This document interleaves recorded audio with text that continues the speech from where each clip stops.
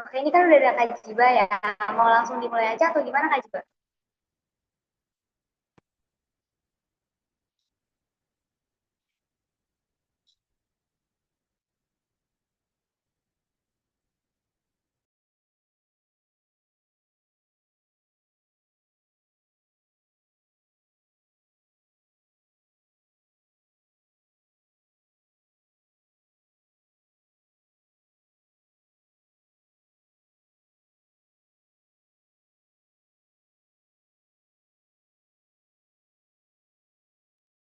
Halo, ya, gimana teh, maaf? Apakah suara aku masuk? Oke, tes suaranya udah masuk. Mau langsung dimulai aja atau kita nunggu peserta yang lain Teh? Ini udah dibuka sebelumnya. Aduh, maaf banget tadi saya. Sebelum belum eh, dibuka, soalnya kata Kak Robrok kita nungguin Kak Jiba dulu. oh gitu. Aku ikut teman-teman aja ya. Gimana baiknya?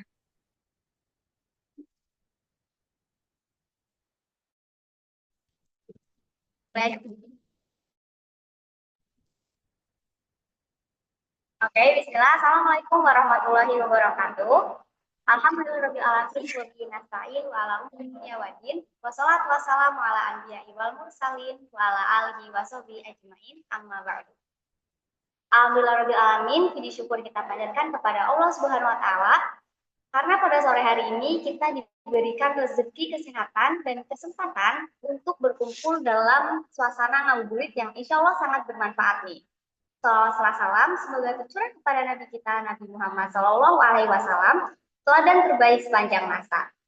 Selamat sore dan selamat datang kepada seluruh peserta dalam kegiatan ngabuburit inspiratif bersama Muslimah Living dengan tema Speak with Confidence with Impact, How Public Speaking Shape Your Professional Journey. Perkenalkan, saya Konsa atau biasa disebut Kak Ocha yang akan menemani teman-teman sebagai Master of Ceremony sekaligus moderator acara pada sore hari ini.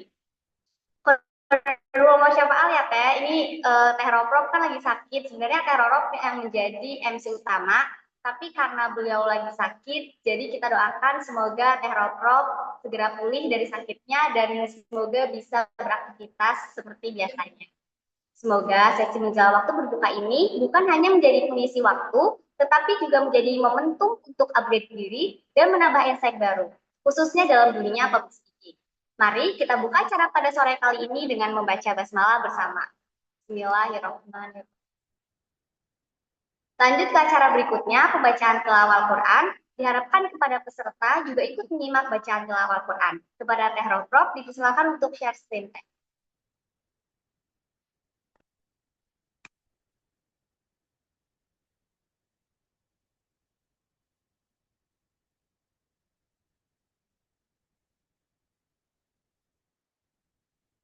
بسم الله الرحمن الرحيم عم يتساءلون عن النبأ العظيم الذي هم فيه مختلفون كلا سيعلمون ثم كلا سيعلمون ألم نجعل الأرض مهادا والجبال أوتادا وخلقناكم أزواجا وجعلنا نومكم سباتا وجعلنا الليل لباسا وجعلنا النهار معاشا وبنينا فوقكم سبعا شدادا وجعلنا سراجا وهاجا وأنزلنا من المعصرات ماء ثجاجا لنخرج به حبا ونباتا وجنات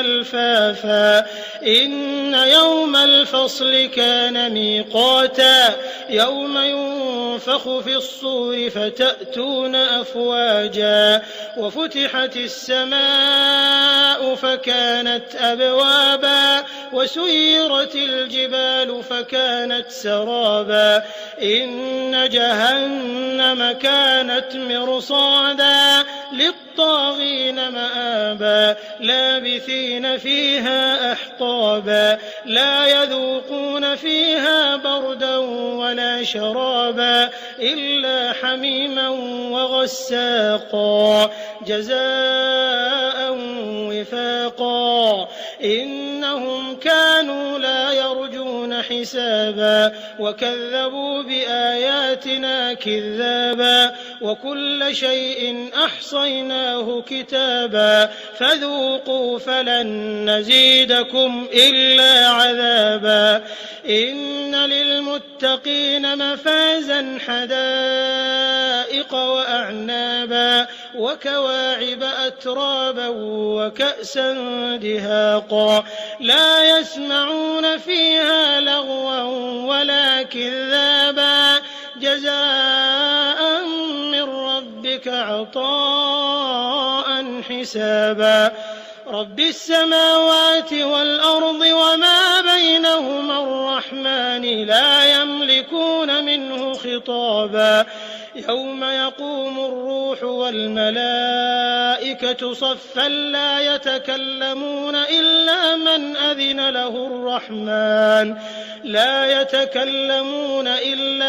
أذن له الرحمن وقال صوابا ذلك اليوم الحق فمن شاء اتخذ إلى ربه مآبا إنا أنذرناكم عذابا قريبا يوم ينظر المرء ما قدمت يداه ويقول الكافر يا ليتني كنت ترابا.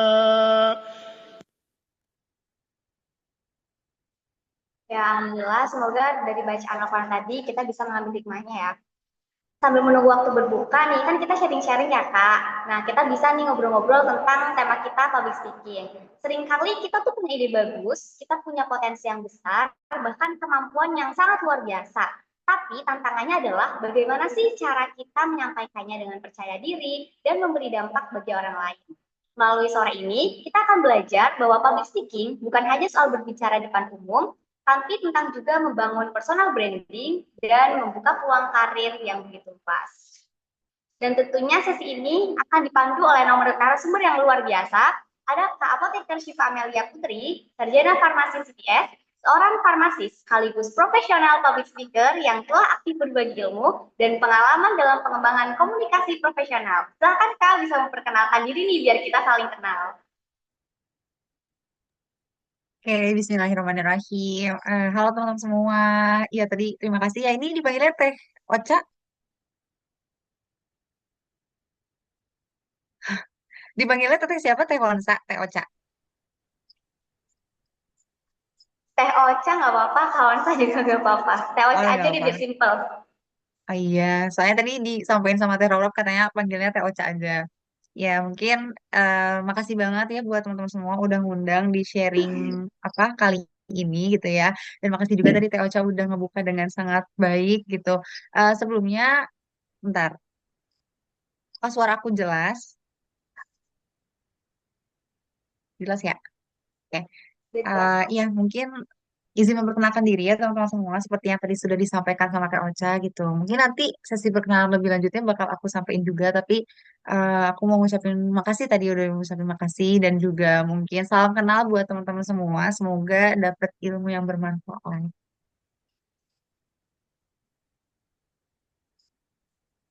Oke. Ini dikembalikan ke Teh Ocha tadi perkenalan doang atau gimana? Aku bingung. Ya Allah lucu banget.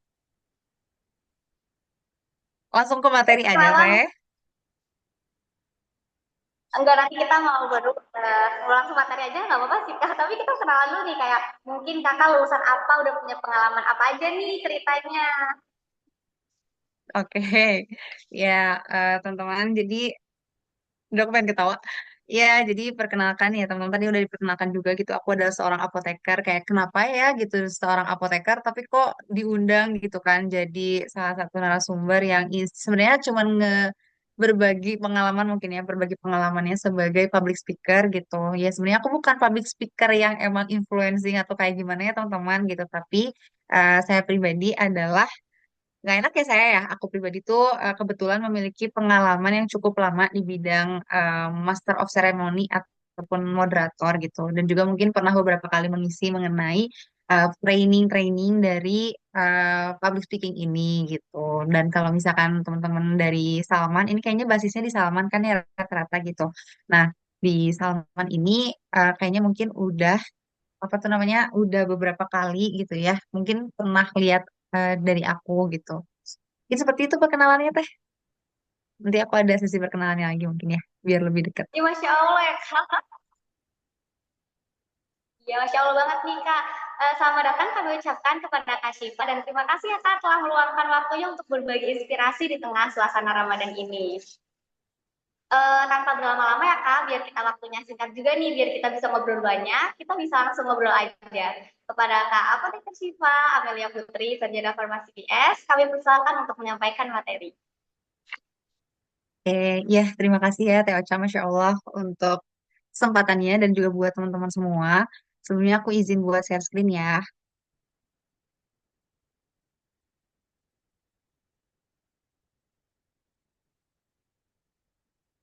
Oke, apakah share screen yang muncul?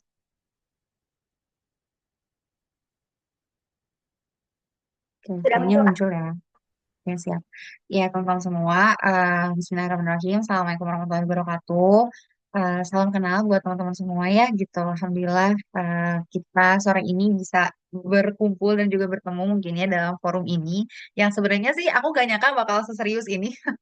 Dan maksudnya kayak ya kita coba untuk sharing aja ya teman-teman, karena di sini juga aku pribadi bukan seorang yang memang ahli secara profesionalisme di bidang ini gitu ya. Eh, apa ya mungkin hanya memiliki beberapa kali pengalaman gitu ya, udah sekitar 6 sampai 7 tahun di bidang Master of Ceremony atau MC dan juga moderator gitu. Jadi di sini kita saling tambal ilmu aja gitu.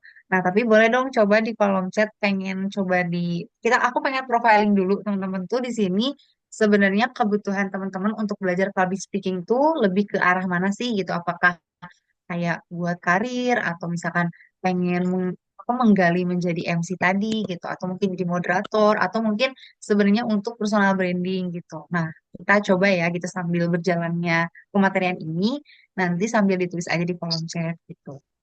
Nah, di sini kita bakal bahas sama-sama bahas terkait speak with confidence, lead with impact gitu. Jadi bagaimana sih si public speaking ini gitu ya bisa membawa kita ke jalur yang lebih bermanfaat atau lebih berdampak pada sekitar gitu.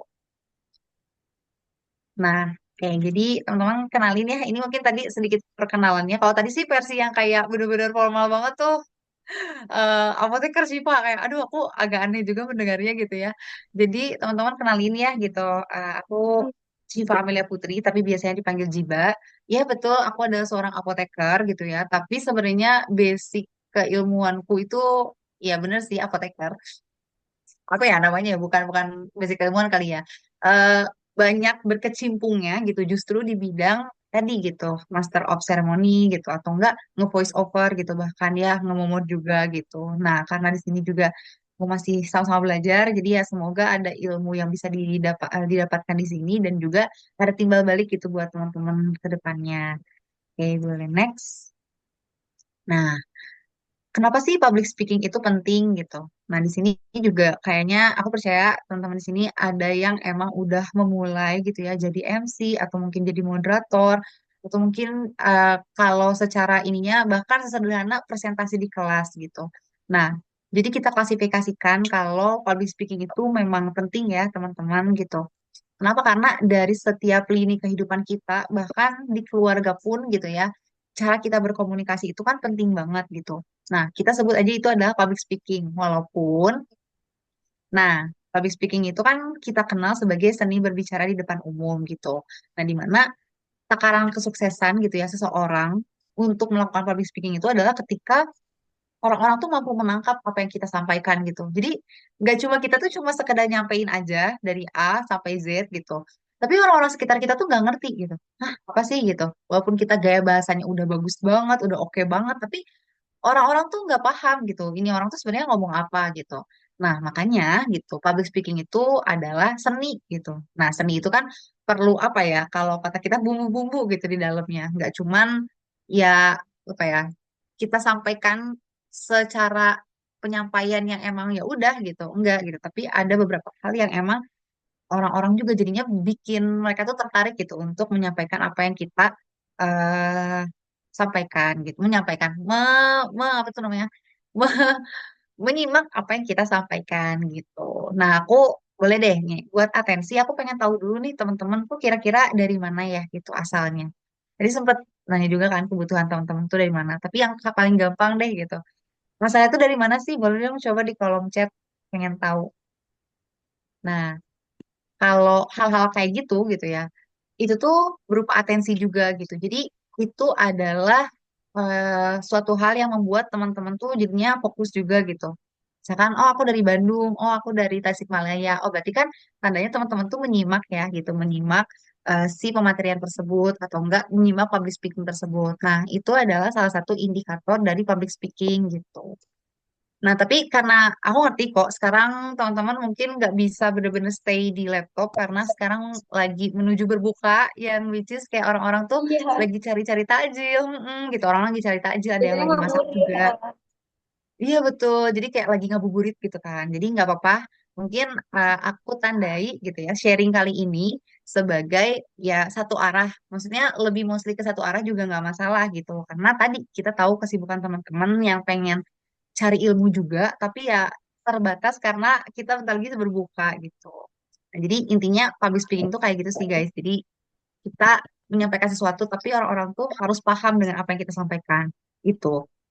Nah, yang harus diperhatikan gitu ya, kalau kata Albert Mehrabain tuh dalam Silent Message gitu ya bukunya, nah, ada 3 pokok ya yang perlu diperhatikan ketika kita melakukan public speaking. Yang pertama itu adalah verbal. Nah, ternyata teman-teman gitu ya, penyampaian berupa kata-kata itu tuh hanya mempengaruhi sekitar 7% gitu dari 100%.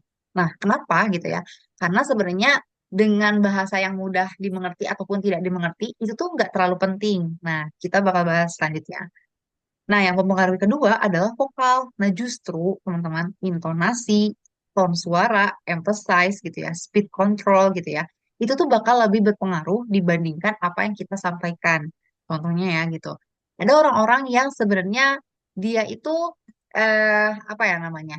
Menyampaikannya hal-hal yang receh, bahkan kayak apa sih yang disampaikan itu gitu. Tapi dia bisa menarik hati penonton karena misalkan cara ngomong dia tuh yang lucu gitu logatnya atau misalkan bisa jadi kayak tone suaranya gitu. Hal-hal kayak gitu itu bisa mempengaruhi banget gitu. Nah, makanya bagaimana cara kita berbicara, intonasinya gitu. Nah, contoh gini, kalau kita lagi di pesta anak-anak, kita nggak mungkin kan ngebawainnya itu dengan nada protokol, nada protokoler gitu. Kayak, selamat datang kami ucapkan, nggak mungkin. Karena kan yang ada di situ tuh audiensnya rata-rata anak-anak gitu. Dan pun kita nggak mungkin pakai nada-nada yang mau narik hati anak-anak gitu ya di acara contoh acara kosidahan gitu, acara ibu-ibu gitu. Kan itu kayak contoh ya kayak halo adik-adik semua, halo ibu-ibu semua gitu kan. Itu nggak masuk juga ya gitu. Nah, makanya memang si tone suara gitu, Memajang gitu. intonasi, betul. Jadi makanya hal-hal kayak gitu tuh justru apa ya terasa tidak cocok gitu dan mempengaruhi kedua gitu. Nah, yang paling mempengaruhi ketiga adalah gitu ya, cara kita berbicara atau visual gitu, di mana di dalamnya itu apa ya, hal-hal yang tergambar atau terlihat sama audiens. Contohnya, ini orang tuh rapih gak sih gitu, bersih gak, nyaman gak dilihatnya gitu. Terus juga berbicara dengan smiling voice-nya gak gitu. Nah, kadang gitu kalau misalkan kita baca, tapi kita kayak bacanya kayak bukan baca, kita ngobrol depan umum. Tapi kita kayak males. Orang-orang juga kan pasti males ya merhatiinnya gitu. Kayak, apaan sih dia ngomong apa sih gitu. Kayak kita lagi presentasi di depan, apa tuh namanya, depan kelas. Terus kayak presentasinya cuma sekedar baca, ya orang-orang juga jadi males kan gitu. Nah, disinilah gitu, dimana kita si visual ini bermain gitu. Makanya ternyata teman-teman gitu ya, kalau misalnya kita lagi public speaking, minimal kita harus berpakaian dengan proper lah gitu. Mandi, terus juga berpakaian yang memang senada dengan apa yang memang kita ada di acara tersebut gitu ya. Kayak gitu. Oke, kita lanjut. Nah, ini secara teori ya mungkin di sini tuh ada metode public speaking. Nah, aku bakal coba ringkas gitu ya. Ini udah aku coba ringkas sih gitu. Dimana si metode-metode ini tuh terbagi menjadi empat. Nah, yang pertama tuh ada impromptu. Nah, impromptu tuh adalah metode public speaking yang spontan gitu. Nah, biasanya orang-orang yang memang contoh kayak di wawancara gitu ya, atau enggak jika momen-momen yang emang ditodong gitu ya kayak kakak boleh spill skincare-nya nggak, nah itu kan dia ditodong ya. Iya. Nah iya dia di situ harus berbicara public speaking-nya itu secara impromptu atau spontan gitu. Nah baru yang kedua itu ada memoriter. Nah memoriter ini adalah cara pembacaan dengan menghafalkan teks atau naskah gitu. Jadi biasanya kayak acting gitu ya, itu juga sebenarnya sama kan public speaking gitu. Nah, ketika acting atau ketika melakukan suatu drama gitu, nah itu kan memoriter gitu. Lalu ada manuskrip, di mana manuskrip ini tuh ya membaca naskah seperti layaknya lagi pidato, disediakan naskah gitu kan.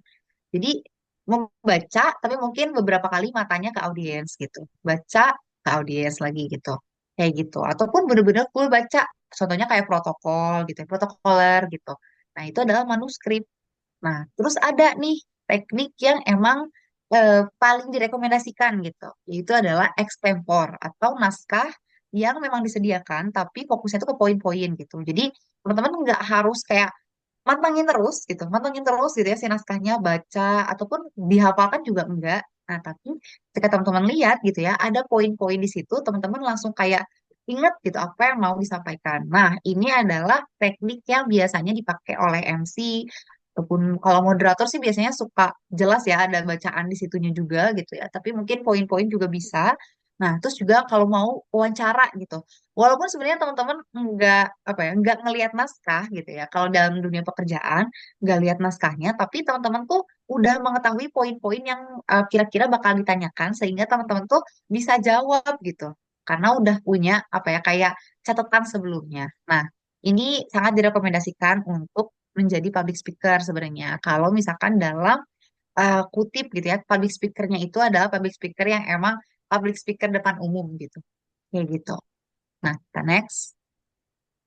Nah, ini ya, jadi kadang kita selalu mendapatkan hambatan gitu ya saat melakukan public speaking gitu. Nah, yang pertama nih, jadi ketika kita mau nyampein sesuatu, kita tuh bingung gitu untuk menyusun kalimatnya. Nah, ini sering banget terjadi gitu ya buat teman-teman yang emang, contohnya teman-teman MC yang memang mereka tuh spontan depan umum.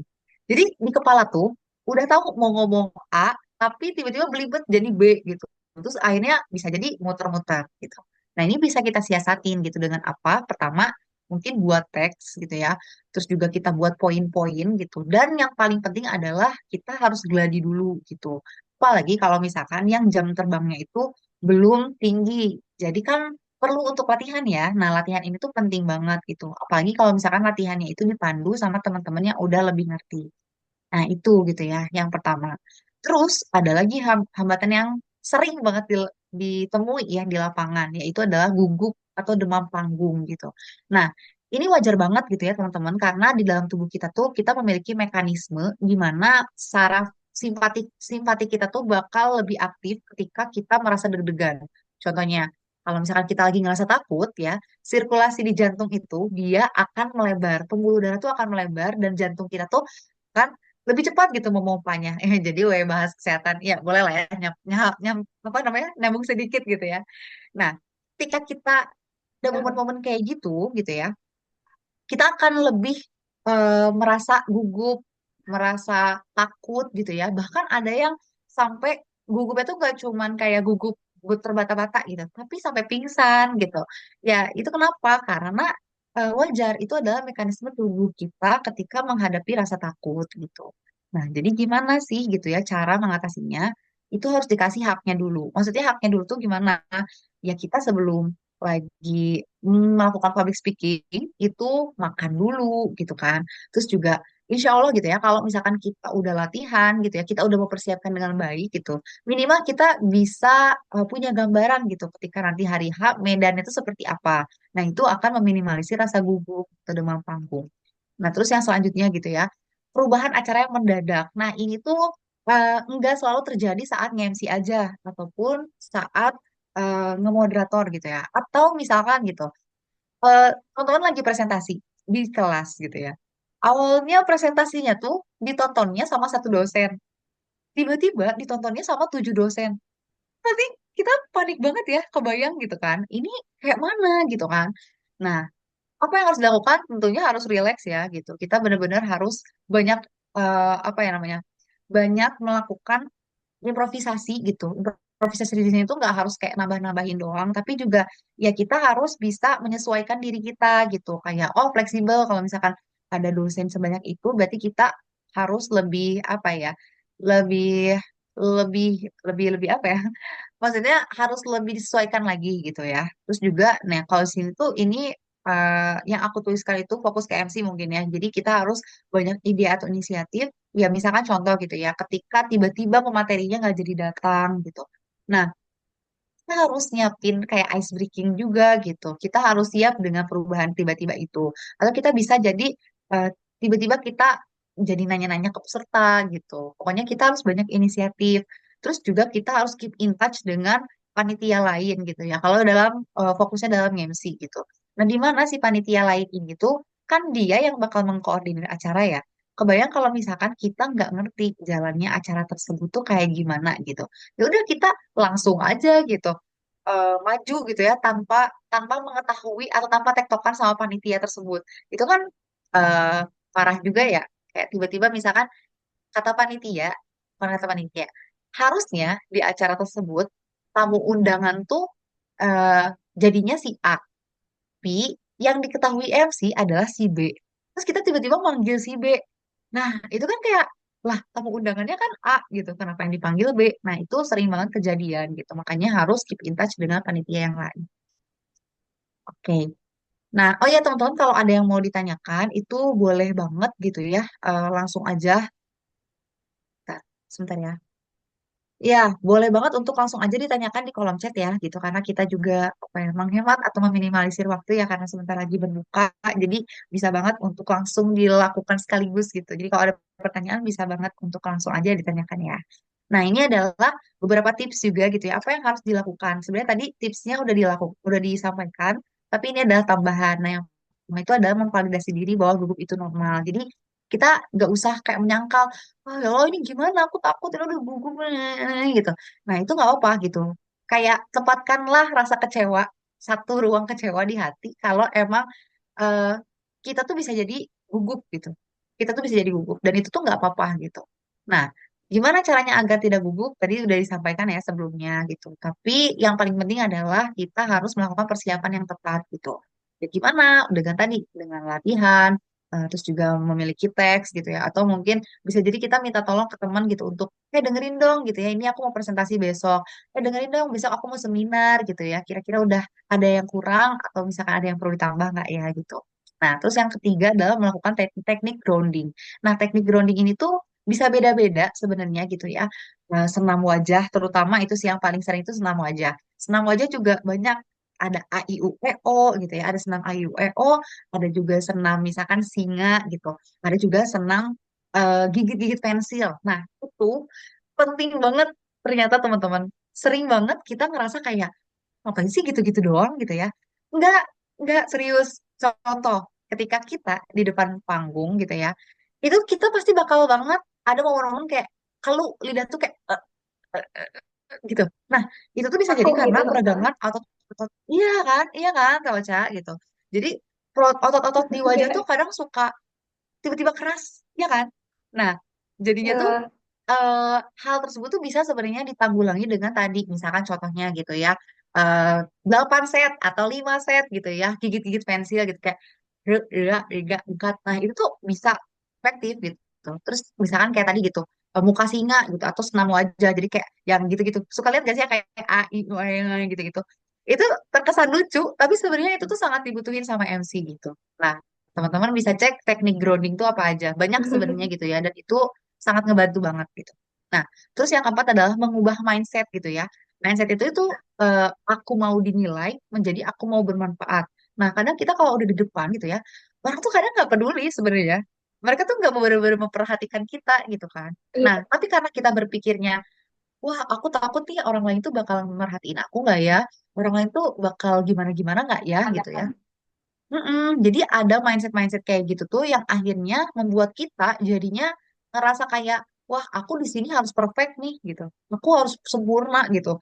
Nah, pemikiran kayak gitu yang akhirnya tuh menjadikan kita tuh jadi nggak lega, nggak lepas gitu. Padahal ya kalau misalkan kitanya emang ya udah eh, as as it is gitu ya, kayak kamu tuh menjadi diri kamu sendiri, ya itu tuh udah cukup sebenarnya gitu kan.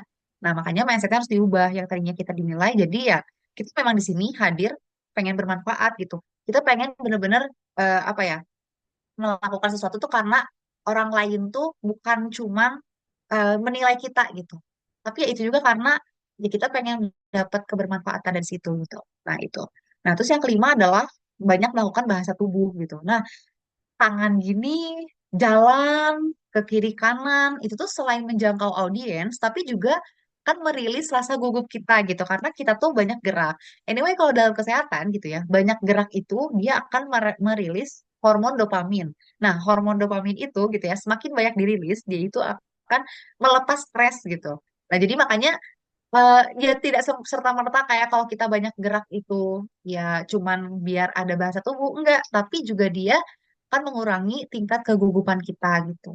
Nah, terus yang keenam gitu ya, ini eh, apa ya, selalu menjadi puncak paling utama adalah meminta kepada Allah. Nah, kalau misalnya kita benar-benar yakin gitu ya kalau Allah tuh bakal menolong kita gitu, rasanya tuh kayak hmm, apa ya, kayak plong aja gitu, kayak ya Allah aku melakukan ini tuh karena engkau gitu, jadi mohon dimudahkan gitu ya, mohon diberikan kelancaran gitu. Kalau misalkan sebelum kita apa tuh namanya, sebelum kita melakukan public speaking gitu ya, kan ada doanya ya, doa Nabi Musa gitu, Rabbi shrah li sodri wa yassir li amri wahlul 'uqdatam min lisani yafqahu qawli gitu. Nah itu tuh jangan, kalau bisa jangan kelewat gitu kan, bener-bener kayak itu sangat ngebantu banget gitu ya untuk diri kita supaya apa ya, bener-bener yakin gitu kalau Allah tuh menemani kita.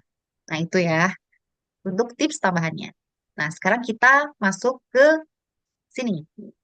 Bagaimana sih public speaking itu menjadi dasar dari personal branding? Nah, sekarang tuh banyak banget gitu ya, bahkan kayak orang-orang yang kasarnya mereka terkenal gitu ya, baik itu di platform-platform kayak di IG, di TikTok gitu. Itu kenapa? Karena mereka memanfaatkan skill dari public speakingnya gitu. Gak cuma dari konten-konten yang emang mungkin ya selewat-selewat, contoh kayak editan-editan atau kayak gimana-gimana. Oke, itu mungkin bisa jadi, tapi itu lain hal. Tapi juga banyak orang-orang yang emang mereka tuh pakai depan kamera untuk melakukan public speaking gitu. Nah, kalian lihat ya, ini ada dua orang. Yang dipikirkan sama teman-teman di sini, sama dua orang ini tuh apa sih gitu. Pada kenal nggak sama dua orang ini? Barangkali kayak nggak kenal. Yang kiri, kenal nggak teman-teman sama yang kiri? Kalau yang kiri nggak kenal, kalau yang kanan kenal tuh. Nah, oke. Ya, boleh. Tahu, Cak, kalau yang kanan, apa yang Teteh pikirkan saat melihat yang kanan? Kalau yang kanan karena terlihat videonya tuh funny-funny gitu ya Kak. Jadi dia terlihat kocak, lucu gitu. Mm-mm. Oke, betul banget. Nah, jadi yang kanan itu kan siapa, Ganta ya gitu. Nah, Kak Ganta ini Nah, gitu ya, dia itu memiliki personal branding. Tadi kayak orang sekali lihat pasti, wah dia tuh lucu gitu.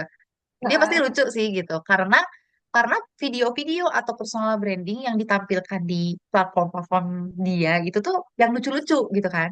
Nah, nah. itu adalah personal branding. Nah, jadi sekali orang lihat, kadang kalau lihat Ganta tuh, ya Allah dia lagi serius aja tuh gak bisa. Aku pengen ketawa Iya. lihat Ganta. Iya kan saya gitu. Jadi makanya si Ganta Ganta ini udah kok aku sih harus wajib maaf Kak. Kak Ganta ini dia udah berhasil untuk memprofiling dirinya, mempersonal brandingkan dirinya itu sebagai seseorang yang lucu gitu. Nah, kalau yang di Iya. sebelah kiri ini tadi ada yang jawab betul ya Kak Nafa gitu. Jadi ini Kak Sadam ya, Sadam Permana gitu. Nah, kalau misalkan teman-teman tahu gitu ya, Kak Sadam ini di IG-nya sangat vokal sekali gitu ya untuk bukan melakukan ya. Jadi beliau tuh terkenal awalnya tuh dari debat. Nah, dari debat itu akhirnya banyak konten-konten yang beliau turunkan gitu ya untuk mengkritisi pemerintah, mengkritisi hal-hal yang lagi viral gitu. Dan sekalinya ngelihat Kak Sadam tuh langsung kayak, wah, ini orang pinter banget gitu. Ini orang pinter banget, Mm. jago banget ngomongnya gitu. Dan juga kayak kok bisa ya selancar itu gitu. Nah, Kak Sadam inilah yang pengen aku bahas ya. Kadang kita berpikir kayak gimana ya cara ngomong kayak beliau gitu. Gimana ya cara untuk memprofiling sesuatu yang kita tuh sebenarnya nggak suka gitu. Kita tuh nggak suka dengan hal tersebut, tapi bisa se apa ya, bisa selancar beliau gitu ya untuk mengkritiknya tuh gitu. Nah, inilah yang dipelajari di public speaking gitu. Dimana sebenarnya public speaking itu adalah rangkaian yang tadi kita tuh bisa manifestasi atau kita bisa untuk menggambarkan public speaking ini tuh gitu ya ke dalam persona diri kita. Contoh, kita tuh orangnya suka banget nih sama spiritual gitu ya, suka banget untuk membicarakan Allah, suka banget misalkan kayak sekali ke alam dikit langsung kayak ya Allah keren banget ya ngambil hikmah dari situ gitu. Nah, kita bisa kok gitu untuk mengambil personal branding kita tuh lewat public speaking kita gitu. Misalkan contohnya tadi karena aku suka dengan tema alam, aku suka dengan tema apa namanya tema-tema seperti spiritual gitu. Coba kita latih diri kita untuk belajar berbicara mengenai hal tersebut gitu. Nah, itu tuh akan menjadi personal branding diri kita juga gitu, termasuk di dalam dunia kerja nanti. Kita akan coba cek ya, lanjut. Bentar. Hmm. Nah, gimana ya gitu teman-teman untuk personal branding itu sendiri gitu ya, kita akan menemukan pilihan kata, di mana pilihan kata itu akan mencerminkan karakter. Contoh, teman-teman tahu Windah Basudara? Tahu gak Windah? Kau Windah tahu kan ya? Tahu nggak? Ya, beliau itu gamers, gamers yang rata-rata gitu audiensnya itu anak-anak gitu. Jadi untuk sekarang kalau dulu gitu, karena Kawinda ini masih umum banget tuh gitu, banyak banget gitu ya, maksudnya sangat umum lah audiensnya itu gitu. Jadi mungkin pemeliharaan kata-kata, pemilihannya tuh nggak yang selektif gitu. Nah tapi Kawinda gitu buat sekarang, karena dia tahu dan dia sadar bahwa audiensnya itu banyaknya anak-anak, akhirnya dia banyak memilih kata-kata yang lebih sopan. Jadi kayak udah nggak boleh lagi ngomong-ngomong jorok, ngomong-ngomong kasar tuh kayak di banned gitu bagi dia sendiri gitu. Nah, itu akan mencerminkan karakter. Jadi YouTuber sendiri tuh kan kayak banyak, misalkan YouTuber gaming ya contohnya. YouTuber gaming tuh ada yang dia tuh ramah anak-anak, ada yang gak ramah anak-anak juga gitu. Nah, itu mencerminkan karakter. Contohnya kalau yang lebih ramah lagi buat anak-anak ada Miao Au. Wah, aku tahu banget karena adik aku suka nonton gitu kan. Nah, terus selanjutnya ada nada suara gitu. Nah, nada suara ini tuh akan menunjukkan emosi dan juga kejelasan gitu. Nah, ada juga kok kayaknya contoh kalau kayak Kak Sadam tadi. Kalau teman-teman cek IG-nya atau TikTok-nya, mungkin ada yang beberapa udah kenal. Kak Sadam tuh cara ngomongnya kayak berapi-api, menggebu-gebu gitu kan. Memperlihatkan kayak, wah ini tuh gak beres nih gitu. Kayak gitu kan. Tapi juga ada yang contoh cara bicaranya itu lembut, menenangkan, kayak Nikita Willy gitu. Nah, itu juga personal brandingnya beliau gitu. Di mana audiensnya itu adalah ibu-ibu yang mana mungkin ya cocok lebih cocok gitu kan untuk mendengarkannya dengan kayak oh lembut kalau di podcast-podcastnya gitu dan sebagainya gitu. Nah, ini juga akan menunjukkan emosi dan juga kejelasan dari apa yang kita sampaikan gitu. Nah, terus ada cerita personal gitu. Nah, kadang latar belakang seseorang itu akan menjadi eh, apa ya penguat personal branding tersebut gitu. Contohnya tadi, misalkan aku balik lagi ke contoh yang udah dibuat ya. Kayak Kak Sadam ini kan awalnya adalah orang yang suka mengikuti lomba debat, memang berkecimpung di debat tadi gitu. Makanya koneksi-koneksi yang emang berelasi di antara Kak Sadam ini adalah ya orang-orang yang emang mungkin tadi gitu terbiasa untuk mengkritik, terbiasa untuk melakukan debat gitu. Nah, itu juga bisa jadi preferensi gitu. Sama kayak tadi kita pengen membangun diri sebagai orang yang spiritual gitu ya, mengetahui spiritual gitu. Nah, itu juga ya apa ya? Jadi bisa jadi latar belakang kita tuh dari situ juga gitu. Karena aku tuh suka spiritual tuh contoh karena aku tuh anak hijrahan gitu. Anak hijrah yang teman-temannya tuh dikit gitu, dikit tapi juga apa ya? Kayak punya Saling support. pengalaman pahit. Kayak misalkan dia tuh dulunya adalah pengedar narkoba. Wah, parah banget ya. Itu kayak kode ini sih. Denny kan sama ya. Kayak beliau tuh kan kalau nggak salah apa sih? Bukan pengedar narkoba, narkoba. yang bandar judul gitu kan. Nah, kenapa sih beliau bisa sampai beliau yang sekarang tuh karena proses mencari diri gitu, mencari Tuhan gitu kan. Nah, itu juga bisa untuk menjadi cerita personal gitu kan. Nah, selanjutnya itu ada sikap saat menjawab. Nah, sikap saat menjawab itu adalah menunjukkan kedewasaan. Banyak sekarang kayaknya influencer atau mungkin ya mereka tuh menunjukkan respon ya ketika dikritik sama netizen atau enggak diberikan masukan tuh enggak menjawab dengan baik gitu. Nah, itu juga bisa jadi citra personal kayak wah dia mah anti kritik gitu. Wah dia mah orangnya sangat menerima dengan respon respon kritikan tuh dengan sangat baik ya. Nah, itu tuh akan masuk ke personal branding gitu. Termasuk ketika kita lagi wawancara. Nah, wawancara ketika ditanya dan juga menjawabnya dengan gerasa gerusuk, dengan panik, itu akan menggambarkan personal branding kita. Padahal mungkin saat itu doang gitu. Tapi jadinya kan kayak wawancara tuh kayak, ah nih anak mah kayaknya anaknya panikan deh gitu. Ah nih anak kayak gerasa gerusuk deh gitu. Nah, itu akan menunjukkan First kedewasaan. impression gitu. Impresi, betul banget. Menunjukkan impresi gitu. Kayak kita next, ini tadi kita udah nge-build ke personal branding. Jadi makanya kenapa public speaking itu sangat penting gitu ya untuk mengenal diri sendiri gitu ya atau untuk membangun personal branding itu salah satunya karena itu. Jadi orang-orang akan mengenal kita gitu ya. Ya karena public speaking yang kita lakukan. Dia akan mengetahui diri kita tuh seperti apa seakan-akan ya. Dia akan tahu impresi kita tuh kenapa dan juga gimana ya karena itu gitu. Karena public speaking yang kita lontarkan. Nah, lanjut ya. Terus gini. Lalu bagaimana di dunia profesional? Nah, ini mungkin apa ya? Teman-teman di sini ada beberapa yang udah di dunia profesional gitu ya, atau bahkan mau gitu kan ke dunia profesional gitu kan. Nah, banyak banget yang jadinya berpikir, apakah public speaking ini tuh penting banget ya gitu ketika kita udah kerja gitu. Nah, jawabannya adalah sangat penting ya, teman-teman gitu. Kenapa? Karena dari public speaking itu akan tercerminkan. Yang pertama, cara berpikir ketika seseorang gitu ya, kan pernah dengar nggak peribahasa tong kosong nyaring bunyinya? Nah, itu Pernah saya. adalah tuh. Nah, itu adalah eh, bentuk gambaran gitu ya dari cara berpikir kita. Biasanya orang-orang yang mudah tersulut gitu ya, orang-orang yang mudah marah ketika hal-hal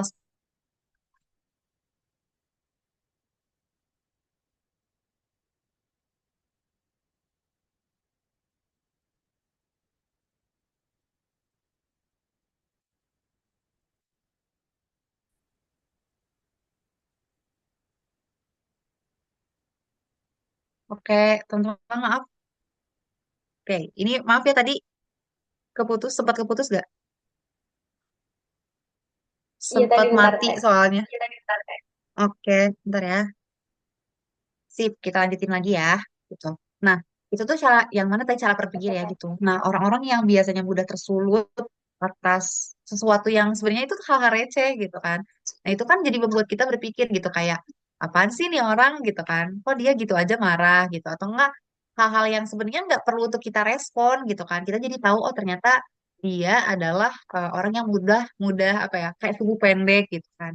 Nah, itu untuk yang cara berpikir. Terus juga misalkan ketika ada pewawancara yang nanya gitu ya, menanyakan sesuatu yang cukup sensitif gitu. Misalkan contohnya gitu, kira-kira gitu ya, untuk besaran fee gitu, eh, ya besaran fee yang diinginkan kamu tuh berapa gitu. Nah, ada orang-orang yang sebenarnya dia tuh eh, panik gitu ya, panik terus kayak ya langsung aja jawab kayak oh sekian gitu kan. Nah, tapi tanpa memberikan alasan. Nah, itu juga bagi pewawancara akan jadi nilai yang kayak oh gitu ya gitu. Kayak gitu. Jadi makanya bukan oh gitu ya, salah salah. Salah. Pewawancara tuh akan berpikir kayak oh dia punya gambaran fee segitu tuh, tapi dia tidak menimbang matang-matang gitu. Kenapa ya kita harus memberikan dia gaji segitu gitu. Nah, kayak gitu. Nah, kalau orang yang memberikan jawabannya tuh dengan alasannya kayak oh iya gitu, untuk kisaran gaji saya sepertinya berada di kisaran misalkan sekitar A sampai B gitu. Nah, alasannya karena kenapa? Karena saya sudah memiliki pengalaman di bidang ini, karena saya gini-gini, logis gitu. Dan itu tuh akan membuat wawancara tuh jadi kayak oh iya gitu ya kamu mematok harga situ karena ya kamu memang punya value gitu. Seperti itu. Nah terus juga nih cara berbicara itu akan menunjukkan nilai yang kita pegang. Orang yang terbiasa untuk berbicara kasar gitu ya itu kan kita simpulkan bahwa dia itu enggak, dia pertama ya, dia mungkin terbiasa dengan lingkungan seperti itu. Terus yang kedua gitu ya, kita juga jadi berpikir kalau sebenarnya eh, dia tuh benar-benar mengerti nggak ya kalau Tuhannya itu tidak menyukai hal tersebut gitu. Walaupun sebenarnya bukan judging ya, tapi secara general orang kan pasti langsung kayak gitu ya mikirnya. Kayak aku nggak nyaman nih ngobrol sama dia gitu. Iya, Kenapa Teh. nggak nyaman? Iya kan, kenapa nggak nyaman? Ya cara ngomongnya aja kayak gitu gitu kan. Nah, berarti kan nilai yang dia pegang tuh bisa tercermin gitu. Ada juga orang-orang yang kayak kalau ngomong pasti selalu ada ayatnya gitu, selalu ada kayak hal-hal yang disambungkan sama Allah. Berarti kan kita bisa menilai pribadi dia tuh, oh ternyata dia adalah sosok yang sangat agamis gitu. Bisa jadi gitu kan, karena ya impresi tadi gitu kan. Orang menilai dari apa yang kita sampaikan gitu. Teko akan mengeluarkan sesuai isinya, gitu. Nah, terus yang selanjutnya adalah level kepercayaan diri dan profesionalisme gitu. Nah, teman-teman, buat kita semua yang belum terbiasa melakukan public speaking gitu ya, itu kan jarang untuk memancarkan energi kepercayaan diri gitu. Bisa dia kayak bakal minder, dia bakal berbicara secukupnya gitu. Padahal mungkin kualifikasi dia itu sangat tinggi gitu. Kualifikasi dia tuh oke banget gitu. Tapi karena dia apa ya mungkin tidak terbiasa melakukan public speaking gitu ya, akhirnya dia nggak pede, terus juga dia nggak terbiasa untuk apa ya memilih kata-kata yang baik, bukan baik ya, memilih kata-kata yang emang bagus untuk dikeluarkan gitu. Nah, itu gitu ya bisa kita latih dengan public speaking. Nah, ini sebenarnya kayak enggak teh, aku mah udah low profile orangnya, aku mah pengen dianggapnya kayak biasa-biasa aja, nggak mau yang kayak hype banget. Nggak masalah gitu, sebenarnya nggak masalah. Tapi gitu ya, dengan kita mempelajari public speaking gitu, seenggaknya orang tuh bisa menilai gitu ya, tanpa harus ngulik-ngulik kita gitu ya, tanpa harus kayak nyari tahu kita dengan dengan cara kita berbicara. Dan itu tuh akan sangat mudah gitu ya, membuat kita terkoneksi dengan ya, jadi kayak membuka relasi, membuka peluang gitu. Kayak gitu. Jadi ya seperti itu guys kalau terkait public speaking gitu ya. Kenapa sih gitu di dalam profesional tuh kita harus belajar juga. Nah, terus ini nih, orang mungkin lupa isi lengkapnya, tapi mereka bakal ingat kesan saat kita berbicara. Nah, ini tuh bener-bener kayak hal yang sampai sekarang tuh aku selalu pegang gitu ya. Kalau misalkan kita berpikir kayak, aduh tadi gimana ya, aku kayaknya salah bicara gini-gini-gini, nggak usah diingat-ingat gitu. Karena sebenarnya mereka juga nggak sepeduli itu gitu. Nah, Pak, dan bagaimana gitu ya caranya agar diingat? Ya, kita juga harus memiliki kesan gitu. Oh, misalkan kita pengen berkesan menjadi, oh, berkesan. Iya benar, berkesan sebagai orang yang pintar misalkan. Oh, berarti saat kita menjelaskan, kita tuh harus gimana?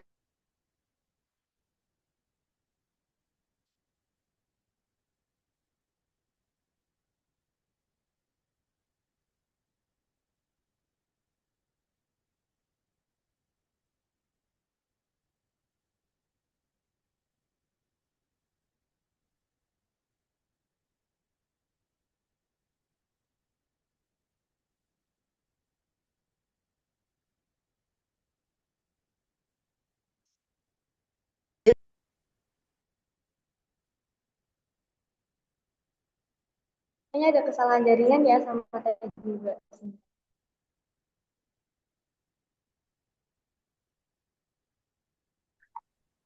Oke, maaf teman-teman Oke. tadi sempat keluar lagi ya. Kita coba untuk Gak apa. balik lagi ya.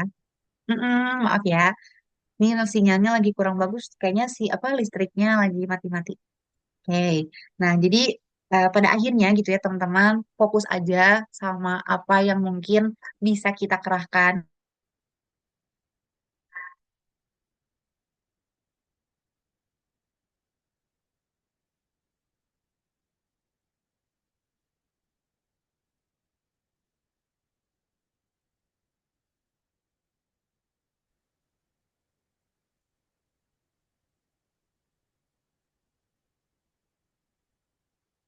Oke.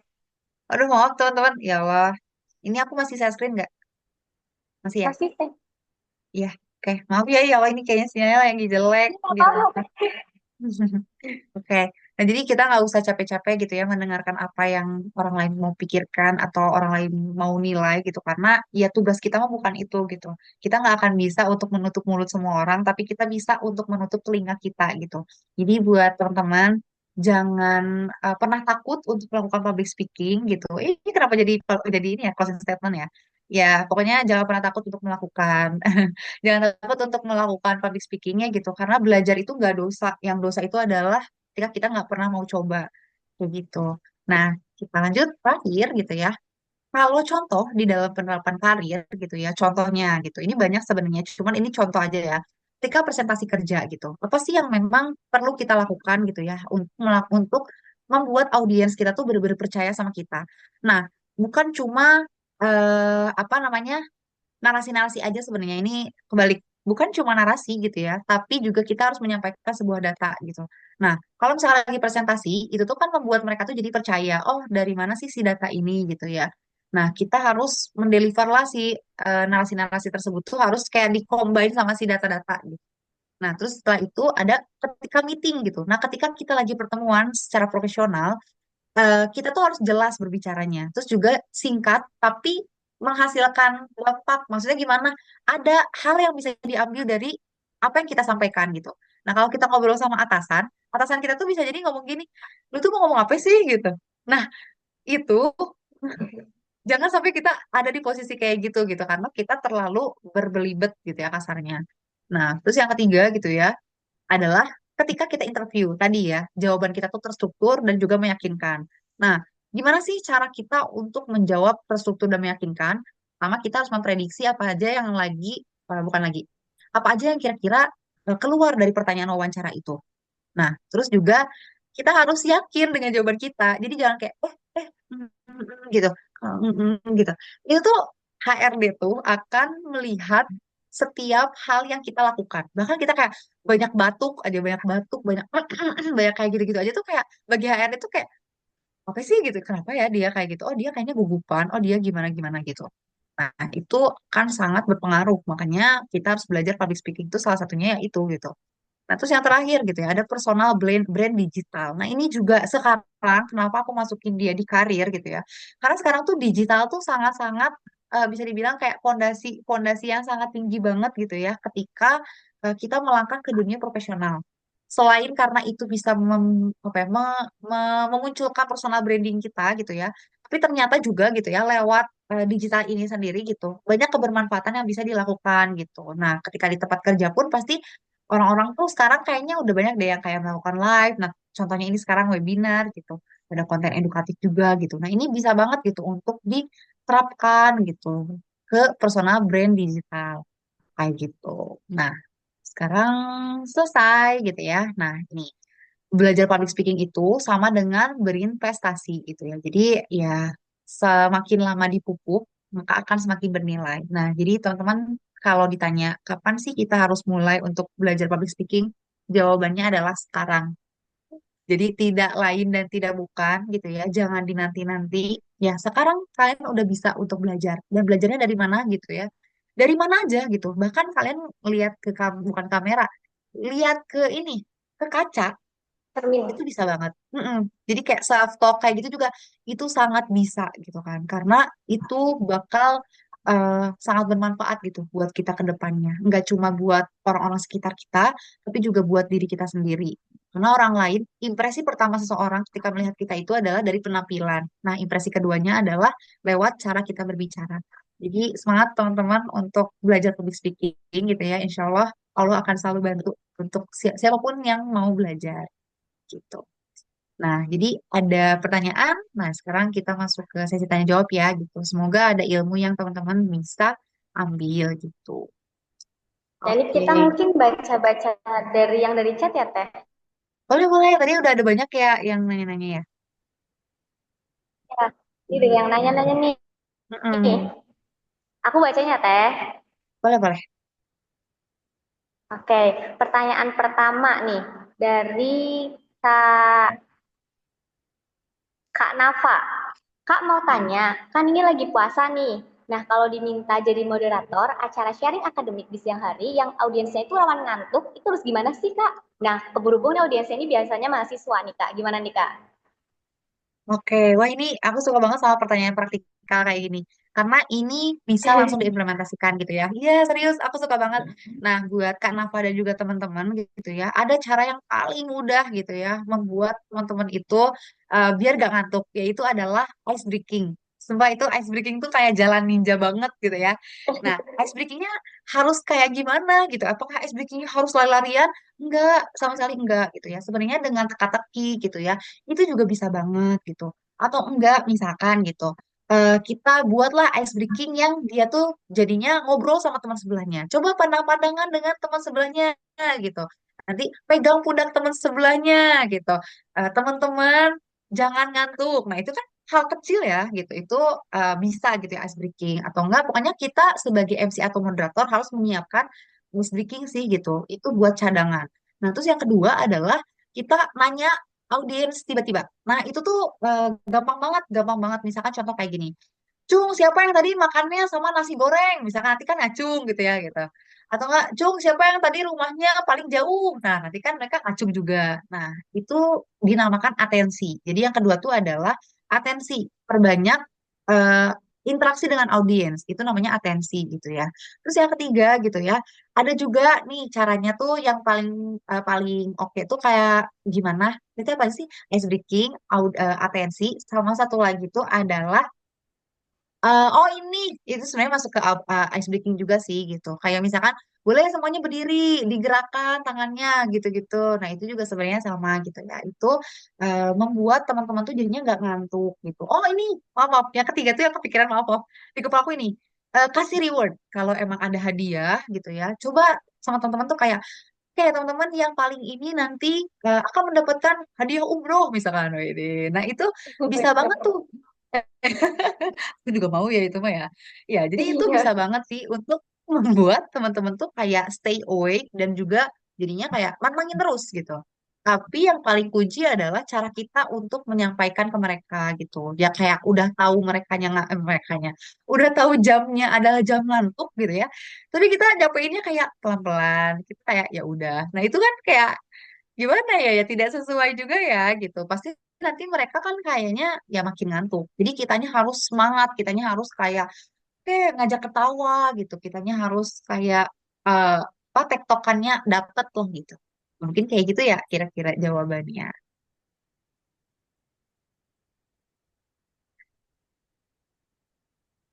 itu buat Oke, Kak. Ini oke. Mm-mm. lanjut pertanyaan kedua atau satu aja nih, Kak? Atau dijawab nanti boleh aja. boleh lanjut aja ke pertanyaan kedua. Langsung jawab aja. Oke. Izin Mm-mm. bertanya, Kak, dari Kak Santin Mariam. Kebetulan saya mengajar di sekolah dan memang sudah terbiasa berdiri dan menjelaskan di depan kelas. Tapi ketika diminta untuk memimpin di depan satu sekolah, saya tiba-tiba kikuk dan belibet ketika berbicara. Apakah audiens dalam jumlah kecil dan besar itu mempengaruhi public speaking? Apa yang harus saya lakukan, Kak, untuk mengatasi hal itu? Ya, oke. Ini juga pertanyaan praktikal. Aku suka banget. Makasih ya, Kak Santian sudah bertanya gitu ya. Jawabannya adalah sangat mempengaruhi. Itu wajar banget kalau kita merasa kayak aku kayak beda banget ya gitu pas waktu aku ngajar depan kelas kok kayaknya oke-oke aja tapi kok ketika depan semua orang kok kayaknya beda gitu itu sangat wajar gitu dan juga sangat apa ya sering terjadi gitu nah kenapa karena kita yang ada di otak kita udah ngeproses bahwa ngajar di depan kelas itu yang pertama ngajarnya adalah anak-anak nah anak-anak kadang kita berpikirnya kayak ada audiens anak-anak mah ya ya udah sesuai aja dengan apa yang maksudnya ya mereka kan pengennya dapat ilmu gitu kayak gurunya mau tiba-tiba bertingkah yang salah atau lucu juga kayak ya udah gitu kan mereka paling ketawa jadi kita udah merespon di otak tuh kayak mereka respon mereka tuh bakal gitu loh kita udah punya ekspektasi kayak gitu tapi kalau dalam audiensnya jumlah besar gitu ya apalagi kayak audiensnya orang-orang penting gitu ya ketika tadi ya depan satu sekolah misalkan gitu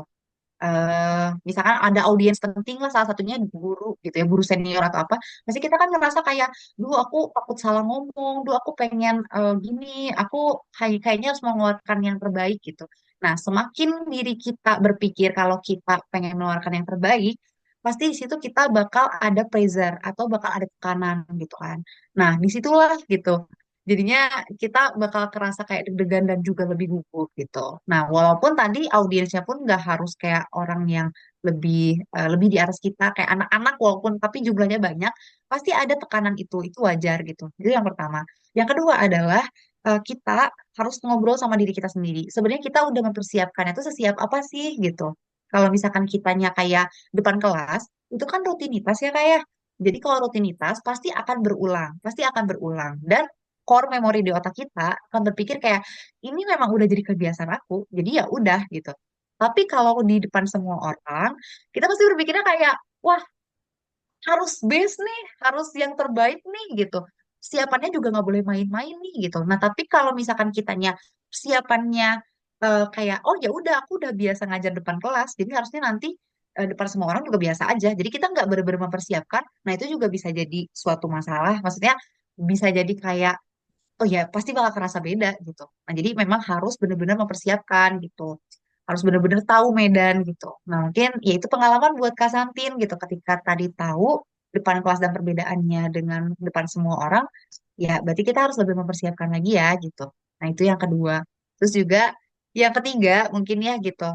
Eh sangat wajar ya kalau misalkan kita berpikir kenapa jumlah itu menjadi berbeda gitu. Nah, sekarang aku mau tanya ke kakak gitu. Kenapa kakak berpikir kalau ngajar depan kelas itu biasa aja? Kenapa kakak nggak berpikir kalau depan kelas tuh kayak ya sama-sama berat gitu mengajar tuh gitu? Karena ada beberapa orang yang dia tuh emang nggak bisa juga ngomong depan kelas, even buat depan kelas gitu. Nah, jadi kakak mengajar depan kelas itu udah next step gitu, udah advance dibandingkan orang yang nggak bisa ngajar depan kelas gitu. Nah, gimana caranya ngajar depan kelas itu bisa ditingkatin lagi gitu ya? Jadi ngajar satu sekolah. Nah, itu pertanyaan dan juga jawabannya bakal kakak sendiri yang bisa jawab gitu. Nah, itu jadi harus banyak ngobrol sama diri sendiri. Mungkin itu ya untuk jawaban dari Kak Santin gitu. Dan oh ya mungkin tadi ya gimana apa yang harus bagaimana cara mengatasi hal tersebut. Jadi kiat-kiatnya udah sempat disampaikan juga ya kalau secara teknik gitu. Mungkin nanti materinya juga bakal aku bantu share mungkin ya buat ngebantu teman-teman. Kayak gitu. Oke Kak, Masya Allah banget ya Kak, Jazakumullah khairan. Terima kasih banyak nih kepada Kak Syifa atas materi yang insightful dan relate banget sama kebutuhan kita ya. Buat teman-teman semua jangan lupa diisi absensi yang udah di-share sama admin ya. Nanti soalnya kalau misalkan kita ngisi, insya Allah bakal dikirimin sertifikatnya. Tadi udah 2 kali dikirim sama admin Muslimah Living. Silahkan boleh teman-teman diisi dulu absennya.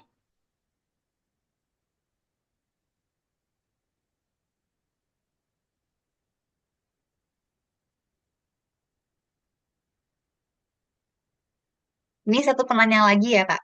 Teh. Oke, boleh. Oke. Lanjut tadi, berhubung ya. Yang Kak Nafa ya? Oh iya Kak, menyambung dari pertanyaanku tadi, kalau misalnya saat kita masuk sesi Q&A, audiens tidak ada atau belum nih malu-malu bertanya sebagai moderator di acara semi formal, tadi seperti apa ya Kak? Apakah kita juga harus menyiapkan pertanyaan? Thank you anyway. Ya, makasih kembali. Karena apa? Iya, aku seneng banget. Berarti teman-teman di sini seantusias itu ya, sampai ada pertanyaan follow up gitu. Masya Allah. Nah, mungkin aku kebiasaan jadi MC, maaf ya. Apa teh Ocha. Jadinya kayak tadi ada satu penanya lagi ya, gitu. Jadi kayak malah malah aku gitu yang mempersilakan. Jadi mohon maaf ya tadi ya teh Ocha. Nah, kita lanjut Sorry. ya ke pertanyaan. Jadi aku sambil baca chat juga sih gitu. Nah, eh, ini jawabannya betul sekali ya, udah dijawab sendiri sama Kak Nafa gitu. Jadi kalau misalkan emang ternyata belum ada pertanyaan yang masuk nih gitu, itu sebisa mungkin jangan ada waktu kosong gitu. Kenapa? Pertama, itu akan membuat audiens dan juga terutama orang yang depan ya, orang yang depan tuh jadi kikuk banget gitu. Jadi kayak misalkan apalagi kalau pemateri nih, tapi nggak ada yang nanya, kan kayak nggak enak ya, kayak aduh nggak enak ini nggak ada yang nanya, ih ke pemateri kayak gitu kan.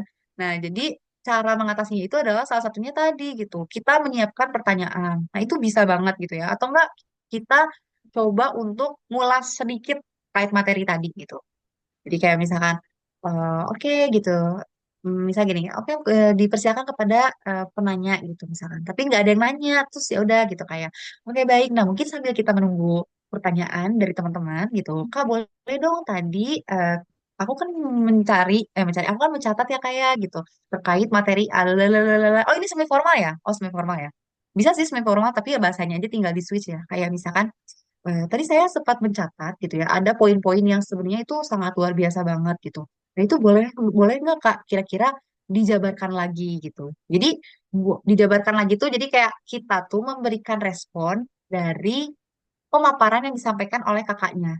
Nah, tapi kita pengen belajar lebih dari hal yang udah disampaikan gitu. Jadi bukan kayak perlu dijabarin lagi.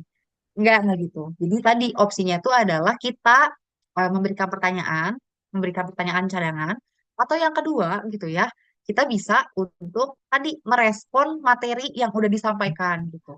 Nah, jadinya kita tuh kayak tektokan. Sebenarnya jatuhnya jadi kayak pertanyaan juga sih. Tapi pertanyaannya ya memang dadakan. Kita nggak nyiapin pertanyaan sebelumnya.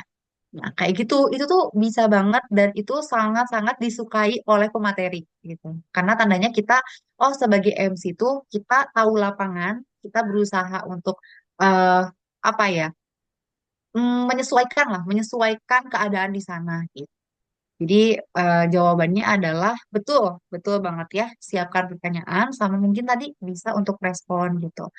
Atau mungkin tiba-tiba bahas sesuatu yang pokoknya jangan krik lah, jangan kelihatan kayak krik gitu. Kayak gitu mungkin.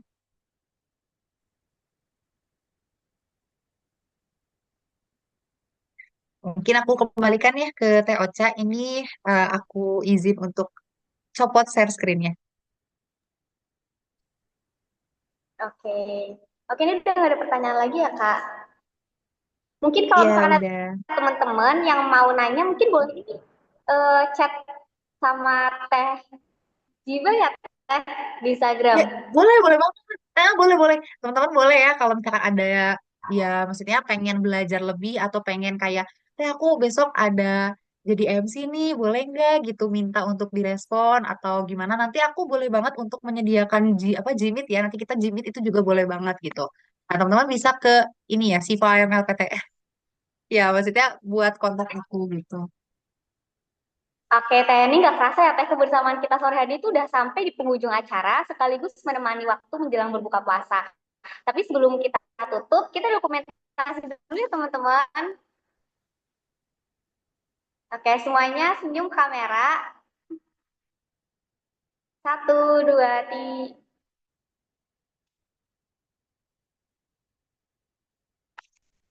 Silakan ya kalau misalkan ada yang teman-teman belum buka kamera, silakan on cam dulu.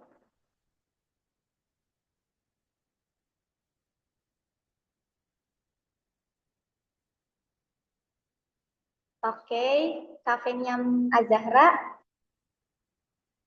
Ayo Kak, silakan on cam ya Kak, sebagai untuk menjaga adab nih untuk temu dan sebagai kenang-kenangan kita nih kalau ternyata kita pernah kenal gitu.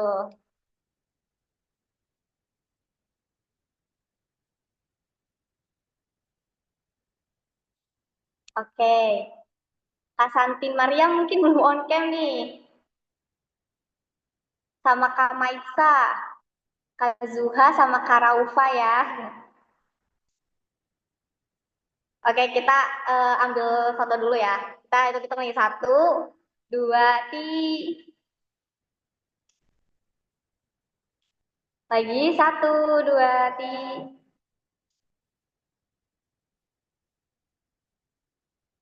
satu, dua, Oke. Kami mengucapkan terima kasih sebesar-besarnya kepada Kak Apoteker Syifa Amelia Putri atas ilmu dan inspirasi yang telah dibagikan ya Kak. Semoga apa yang kita pelajari ini dapat meningkatkan rasa percaya diri kita dalam berbicara serta menjadi bekal dalam perjalanan profesional kita maupun dakwah ke depannya. Kami juga mengucapkan terima kasih kepada seluruh peserta yang telah hadir mungkin dari nyimak dari awal sampai akhirnya udah ikut absensi juga. Dan kita banyak-banyak terima kasih karena udah berpartisipasi dan antusias. Semoga amal ibadah kita, puasa kita hari ini bisa diterima di sisi Allah. Kita tutup dengan doa kafaratul majelis. Subhanakallahumma bihamdika asyhadu alla ilaha illa anta astaghfiruka wa atubu ilaik. Ana tutup. Wassalamualaikum warahmatullahi wabarakatuh. Waalaikumsalam warahmatullahi wabarakatuh. Terima kasih teman-teman sudah join. See you next time ya, insya Allah.